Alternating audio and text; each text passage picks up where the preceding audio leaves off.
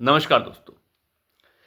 आखिर supreme court ने ये मान लिया कि उत्तर प्रदेश के अंदर जो भी हो रहा है वो बिल्कुल सही हो रहा है। योगी आदित्यनाथ जहां बुलडोजर चला रहे हैं वो बिल्कुल सही चला रहे हैं। अभी 1 डेढ़ महीना पहले आपको याद ही होगा सुप्रीम कोर्ट ने ये फैसला सुनाया था कि कहीं बुलडोजर नहीं चलेगा सिवाय किसी रेलवे के स्टेशन के आसपास या फिर किसी पब्लिक प्लेस के ऊपर कोई अतिक्रमण है उसे छोड़कर कहीं पर भी बुलडोजर नहीं चलेगा। एक लंबी चौड़ी गाइडलाइन जारी कर दी गई थी और ये बताया गया था कि आप बुलडोज़र नहीं चलाएँगे और नोटिस देंगे, फलाना करेंगे और ढमकाना करेंगे।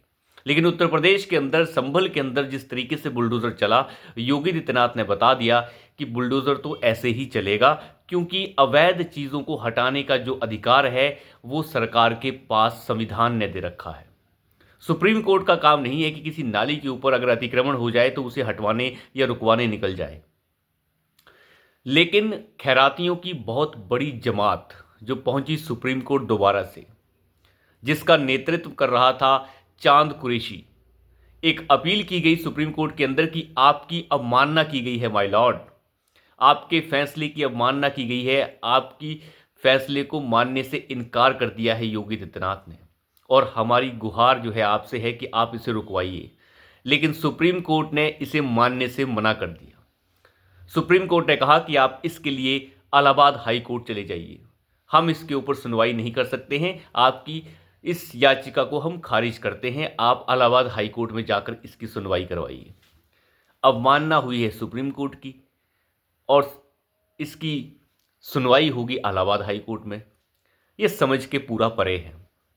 लेकिन सुप्रीम कोर्ट को आखिर समझ आ गया कि गैर कानूनी ढंग से की गई अवैध अतिक्रमण को हटाने का अधिकार केवल सरकार के पास होता है। ये कोई सुप्रीम कोर्ट का काम नहीं है। हालांकि सुप्रीम कोर्ट कई बार अड़चने लगा चुका है अवैध अतिक्रमण को हटाने के मामले में, चाहे वो उत्तराखंड के हल्द्वानी का मामला हो, जहां पर अवैध तरीके से लोग ऐसे बस गए हैं जैसे कोई शहर बसता है। खैर, इन सभी बातों से अलग योगी आदित्यनाथ ने जिस तरीके से संभल के अंदर अवैध अतिक्रमण को हटाने की जो मुहिम छेड़ी, उस मुहिम को सुप्रीम कोर्ट ब्रेक नहीं लगा पाया है। और यह तभी हो सकता है जब सफेदपोश नेता सच की चादर में लिपटे हों। अगर सच की चादर में आप लिपटे हैं तो झूठ आपको बिल्कुल भी ढक नहीं सकता। सुप्रीम कोर्ट को पता है कि सच के साथ खड़ी हुई सरकार के खिलाफ हम नहीं जा सकते। अगर अवैध अतिक्रमण को हटाया जा रहा है और उसके सबूत हैं, उसके कागज हैं, तो फिर कुछ नहीं हो सकता। जब अवैध अतिक्रमण है और सरकार के पास उसके कागज मौजूद हैं कि यह अवैध है, तो फिर कोई ताकत उसे नहीं रोक सकती हटाने से। और इसी वजह से सुप्रीम कोर्ट भी एक तरीके से बैकफुट पर आया है और सुप्रीम कोर्ट ने ये साफ कर दिया कि हम जो है इस मामले की सुनवाई नहीं करेंगे। हम नहीं मानते कि यह अवमानना है, एक तरीके से यही फैसला है। अवमानना नहीं हुई है, कोई तौहीन नहीं हुई है। इसके लिए चले जाइए इलाहाबाद हाई कोर्ट। अब इलाहाबाद हाई कोर्ट में क्या होने वाला है ये सभी लोग जानते हैं। इलाहाबाद हाई कोर्ट में ये जाएंगे भी नहीं और इसी तरीके से अवैध अतिक्रमण टूटते रहेंगे। किस तरीके से संभल के अंदर एक पूरे के पूरे सिस्टम को चेंज करने की कोशिश जो इस जिहादियों के गुटों ने की है, आप देख सकते हैं। हिंदुस्तान जहां पर हिंदू मंदिरों को वापस लेने के लिए हिंदू तिलमिला रहा है, वो परेशान हो रहा है, छाती पीट रहा है, सुबह शाम कोर्ट का रुख कर रहा है, बल का प्रयोग नहीं हो पा रहा है। अगर बल का प्रयोग होता तो शायद ये कभी नौबत ही नहीं आती। खैर, सहनशील हिंदू है, सहन करता रहता है। कब तक सहन करेगा ये देखने की बात है। लेकिन कुछ जिहादियों के साथ साथ देश विरोधी हिंदू जो हैं, यहाँ पे बहुत बड़ी जमात देश विरोधी हिंदुओं की हैं जो जयचंद बनकर हिंदुस्तान को बर्बाद कर रहे हैं। और ये जमात कोई आज पैदा नहीं हुई, ये आज़ादी के समय से ही भारत के अंदर मौजूद है। आगे से आगे ये बढ़ती रहती है। कुछ ऐसे लोग जिन्हें अमेरिका धक्के मारकर चेन में बांधकर हिंदुस्तान भेज देता है और कहता है कि आपके ये लोग अवैध तरीके से अमेरिका के अंदर घुसपैठियों की तरह रह रहे हैं। और यहाँ के लोग, खास तौर पर वो लोग जो हिंदू विरोधी लोग हैं, और इसमें हिंदू खुद शामिल हैं और जिहादी, वो सब के सब छाती पीटने लगते हैं कि देखिए हिंदुस्तान की तौहीन हो गई, हिंदुस्तान के लोगों के साथ इस तरीके से अभद्रता कि अमेरिका एक विमान में 100-200 लोगों को भेजे और उनके हाथों में हथकड़ियाँ हों, पाँव में बेड़ियाँ हों।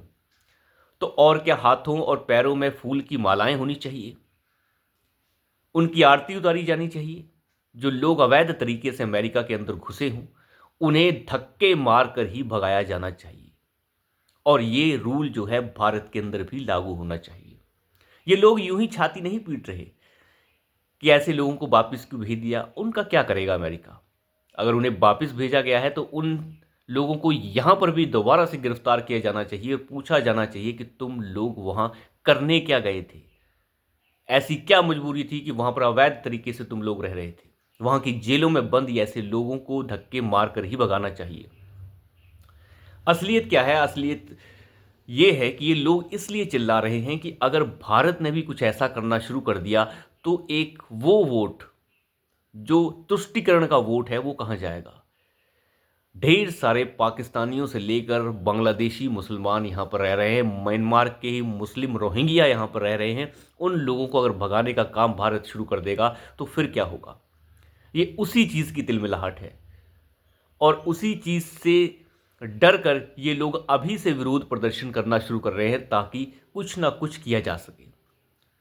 कुछ लोगों ने ये कहना शुरू कर दिया कि देखिए सनातनियों का अपमान हो गया, फलाना हो गया, ढमकाना हो गया। अब सनातनियों का अपमान क्या कुछ 100-200 लठैत किस्म के घुसपैठियों के कारण होगा? अगर सनातनियों के अंदर कुछ 100-200 लठैत घुसपैठिए किसी दूसरे देश में जाकर अवैध तरीके से बसने की कोशिश कर रहे हों और दूसरा देश उन्हें धक्के मारकर बाहर भगाए, तो इसमें तो हमें गर्व महसूस करना चाहिए कि ऐसे लोगों को उन्होंने बाहर भगाया और हमें भी उनका बाइकआउट करना चाहिए। और यहाँ पर भी अगर कोई सज़ा का प्रावधान हो सके तो वो सज़ा उन्हें मिलनी चाहिए। किसी भी देश के अंदर इस तरीके से काम करना गलत है। ये जितने भी जिहादी और जितने भी खैराती जो सुबह शाम कह रहे हैं कि चेन बांध कर वापस भेज दिया, इन लोगों ने कभी ये नहीं कहा कि कितने सारे हिंदू सनातनी जो हैं बड़ी बड़ी कंपनीज के सीईओ बन चुके हैं। उनकी तारीफ नहीं करेंगे ये उनकी तारीफ कभी नहीं करेंगे। लेकिन जो लठैत लातखोर और लोगों को जब अमेरिका वापस भेज रहा है, जो चुरुचक्के डकैत और घुसपैठिए हैं, तो उन लोगों के लिए ये छाती पीट रहे हैं। यही बताता है कि देश के साथ कौन है और देश के खिलाफ कौन है। तो माहौल बदल रहा है।